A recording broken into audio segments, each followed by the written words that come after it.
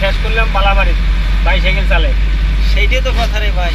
তারপরে অটোর মধ্যে চললাম, তাই না? হ্যাঁ, আল্লাহ রহমতের মালিক। হ্যাঁ, আল্লাহ সামর্থ্য দিছে, একটা গাড়ি নিয়েছি।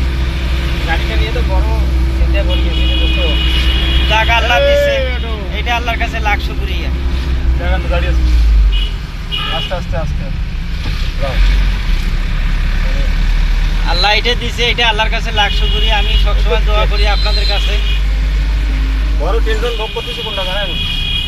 প্রতি মাসে ৮০,০০০ টাকার মতো আমার কিস্তি। হ্যাঁ এটা নিয়ে টেনশন করি। আর রোডে ঘাটে যে দুর্ঘটনা দেখি, হ্যাঁ, এটা দেখলে মন খারাপ হয়ে যায়। বাকিটা আল্লাহ ভরসা।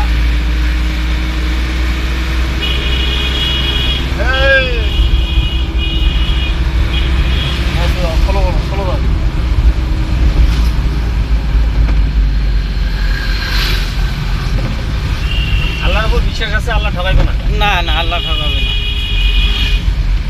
তবে আমি দেখি তো 40% ড্রাইভার 40% মারা যায় দুর্ঘটনায়।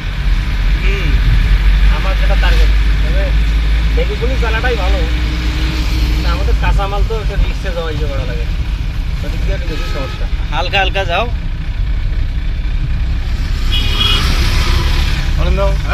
খালি গিয়ে কমে দরকার।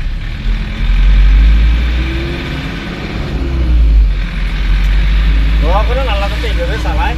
যাক, আল্লাহর কাছে দোয়া আছে ভাই। যে লোক বাইসাইকেল চালাতে পায় নাই, তাই আজকে পিকআপ চালাইতেছি। সেইটাই তো ভাই, ওইটাই আমি চিন্তা করি ভাই আপনার ভাই। কি হয়ে গেল? হ্যাঁ, কি থেকে কি হয়ে গেল। রিক্স নিয়ে করতেছি ভাই, কারণ সংসারটা চালা লাগে, বাবা মা ভাই বোন আত্মীয় সবাইকে দেখা লাগে। আমি একাই আর খুলেতে পারি না, জানেন।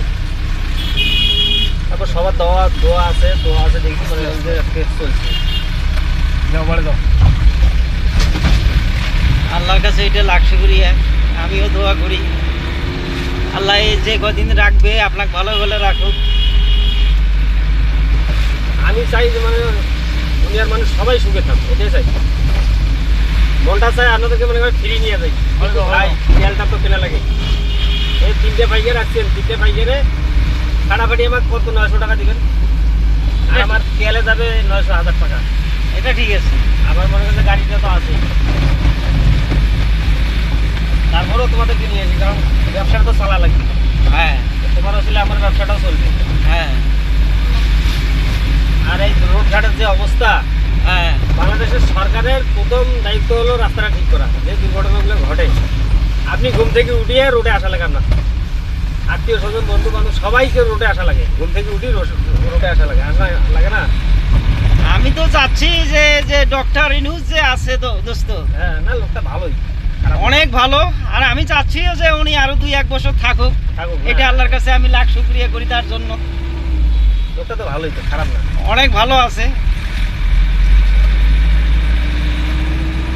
আমরা চাই রাস্তাটাকে ঠিকঠাক করুক। হ্যাঁ, কারণ প্রথম ঘুম থেকে উঠে আগে সবাইকে, পুরুষ মানুষ বেশিরভাগ লোক আসা লাগে রোডের মধ্যে।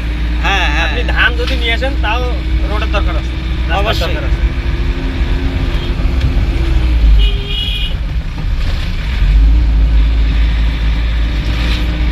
এই দেখেন, এই রাস্তাটা দেখান, এই রাস্তাটা পুরোটা ভাঙা, তাহলে কিভাবে যাতায়াত করে মানুষ?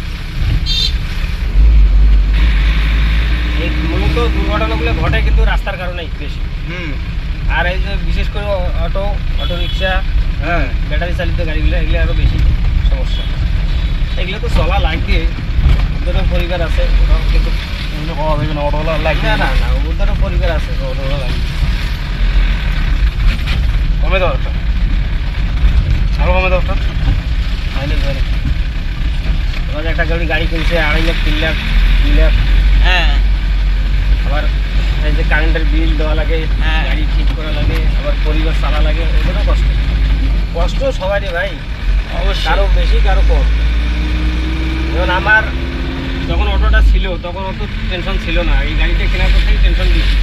কিস্তি দেওয়া লাগে 54,000 মাসে, হ্যাঁ, আর এনজিও কিস্তি দেওয়া লাগে 11,000, কারেন্ট বিল 5,000-6,000 প্রতি মাসে। মাসে তো প্রায় 80,000 80,000 টাকার মতো মাসে লাগে, আবার পরিবার চালা লাগে, বাবা মা আত্মীয় স্বজন অসুখ বিসুখ, গাড়ি নষ্ট হলে ঠিক করা লাগে।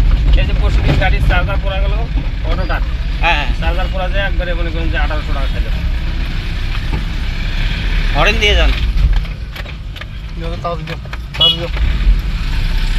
কোনো মাইন্ডে নেই, একটা দুইটাই ইয়ে